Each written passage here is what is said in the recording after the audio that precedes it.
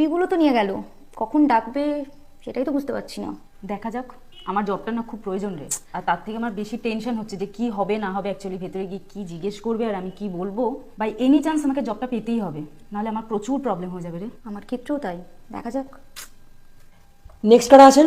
এই তো আমরা। ও, আপনারা দুজন খালি আছেন? ঠিক আছে, দুজনেই চলে আসুন। চল চল, এতক্ষণ পর স্যার ডাকলো, দেখা যাক কি হয়। খুব নার্ভাস লাগছে রে। May I coming sir? Yes, come in. Sit down. Thank you. Basically আপনাদের দুজনের সিভিটা দেখলাম আমি। আচ্ছা, ঠিক আছে, স্যার আসুক, স্যার এসে কথা বলছে। কি রে, এটা স্যার না? আমিও তো সেটাই দেখছি, আমি তো ভেবেছিলাম এটাই স্যার। যাক, ওয়েট করা যাক। তাহলে স্যার কালকে বসদের মিটিংটা কনফার্ম করে দেবো? হ্যাঁ করে দাও। আর বলছি প্রপার যে ওদের মাল সাপ্লাইটা করছে ওটা কিন্তু চেক করে নিও। হ্যাঁ হ্যাঁ হ্যাঁ হ্যাঁ, এই উইকটা পুরো প্যাকটা আছে। আরে স্যার এসে গেছেন?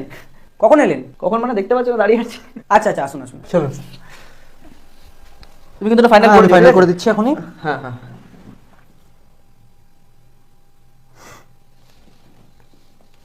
এদের ইন্টারভিউ নিতে হবে?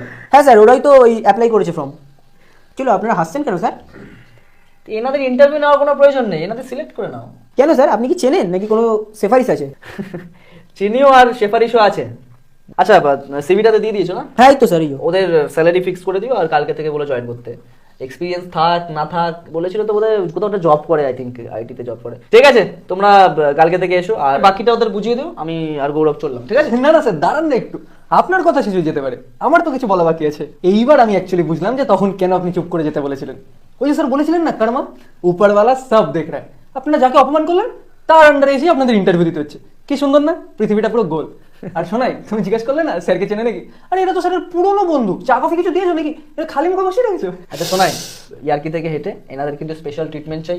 আর হ্যাঁ, স্যালারি কিন্তু সব থেকে বেশি দেবে, এটা আমার সেফারিশ। এটাকেই বলে কার্মা। আই থিঙ্ক এবার থেকে মনে রাখবে তোমরা। আচ্ছা দেখো, তোমাদের কিন্তু অপমান করার কোনো উদ্দেশ্য আমার নেই। একটা কথা সবসময় মনে রাখবে, রাখে হরি মারে কে, আর মারে হরি রাখে কে। এই কথাটা কিন্তু সত্যিই সত্যি। চলো গৌরব। হ্যাঁ স্যার, চলো।